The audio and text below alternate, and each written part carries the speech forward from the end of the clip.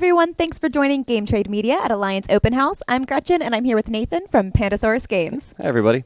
So what do you have for us? Right now I have Silver and Gold set up, which is a game that we'll have coming out in early November from Phil Walker Harding, designer of Sushi Go, Barren Park, really good designer. This is a pretty light flip and write game. SRP is $19.95. It is 2 to 4 players, and I'm actually just going to teach you how to play it because it's pretty easy. Awesome. So on your turn, to start it out, I'm going to flip over one of these expedition cards. And then we're going to draw this shape in X's on one of the 2 islands we have here. And we're kind of looking for buried treasure. And what we're trying to do is fill out the full card. So just kind of get to make this shape here, one of those little kind of T's. Perfect. And I've actually crossed off one of these red X's already. You can kind of see there. When you cross off one of those, you get to make another mark immediately. And I'll go ahead and mark off this coin. And when you mark off a coin, you mark a coin off here. If I complete a row, I'm going to get to score the 6 points shown here. And it's kind of a race, so the next time somebody completes a row, you get 5, so you want to do that kind of quickly. But that'll walk you through the first one. And now we both get to draw this like L shape. Yep. And so you get to make another mark immediately somewhere because you crossed off the red X. Can it be anywhere? It can. Awesome, so I can get that red X You as well? can. You just keep on going. All right, and then that fills up all my extra space that I might not have gotten a chance to fill up anyway. And I'll mark this off to show everyone how kind of the last thing works. So you'll notice I crossed off a palm tree. So I'm going to score on my palm tree row 1 point for the palm tree I crossed off and 1 point for any palm trees up here on the line of cards to draw. So I'll get 2 points at the end of the game. This will go. There's 8 cards in this deck. We'll keep playing until we've done 7 of them. So there'll always be one that doesn't come out, so you won't always know exactly what's coming up. Do that 4 times, and the game ends. Oh, wow. So it's really, quick. really simple. Yeah. Super quick, easy to play, really easy to teach. A lot of Phil's games, I think, are that way. Like Sushi Go, obviously, is just pick it up in like 5 minutes, and you're ready to go. This is really, really similar. Really cool thing is every card in the game is dry erase, so you get to draw on all of these. So in-game scoring, these are going to be worth 10 points. If you finish it, so every card you finish, you'll get some points.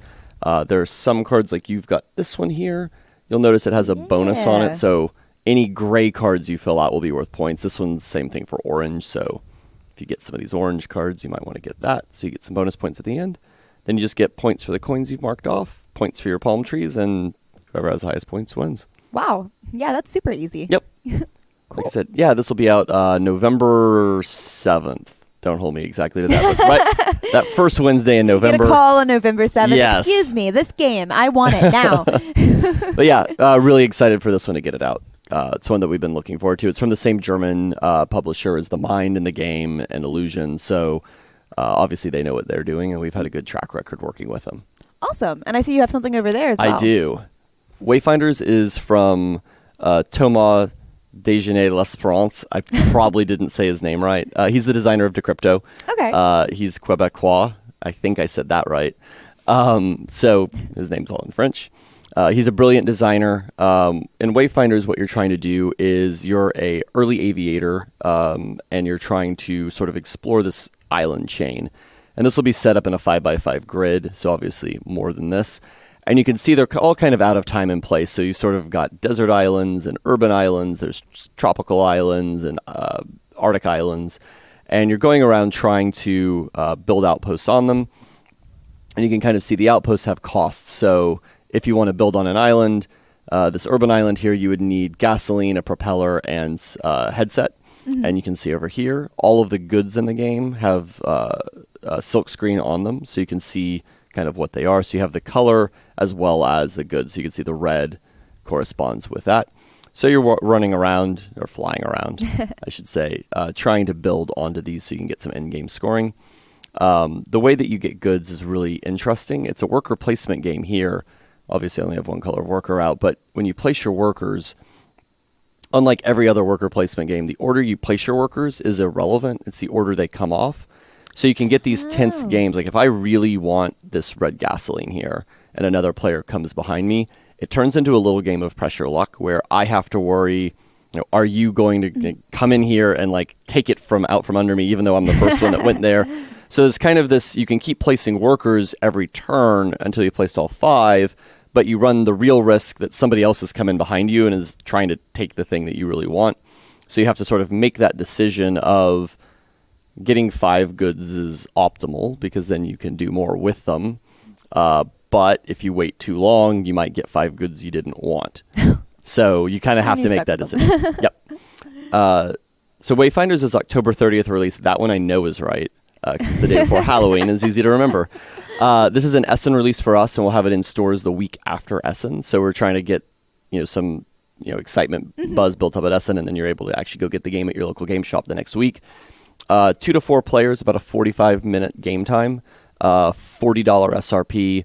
Like I said, you're seeing a little bit of it. The nice thing about the island, obviously this is a 2x2 grid, but it's a 5x5 grid. You only use about half of the islands every time you play the game. So every time you play the game, the map is going to be completely unique, completely different. And the way you score points will be different. So these are all sort of ongoing bonus cards, but there's some that give you points for like getting all the islands in a column or a row. Some of them for getting all the islands of a single type. But so you may play one game and there may be a bunch of urban islands out there, but there may not be the card that scores you for settling on all the urban islands. So you kind of have to look at the map every time it comes out and make a decision like, how do I score the most points this time? And then how do I get the things that I need to get in order to go score the points that I want to get? So what's the win condition? The win condition, so the game ends as soon as somebody has built. So everyone is going to start with 10 of these guys. Once somebody has 2 or less hangars left unbuilt, that triggers the last round, and then you just score points. Most of the islands, so this guy's worth a point. This one's worth 4 points. This is 4 points, and red goods are wild for the rest of the game, so they count as whatever you want them to. So any gas cans you pick up can count as anything. There's other ones I didn't bring out here that score you points for. Like I said, you get 3 points for every single island you settle in a row. So you just look at the total points. Leftover goods are worth some points as well. I think a point per good at the end of the game. So hoarding those is good too, but isn't easy to do because you have a limit of how many you can hold.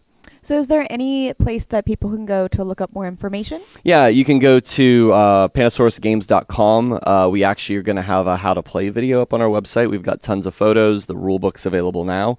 So if you want to learn more about either one of these games, you can. And if you have any questions for us, you can just reach out on Twitter or Facebook. We're at Pandasaurus Game, singular. The S is like one character too long for a Twitter username.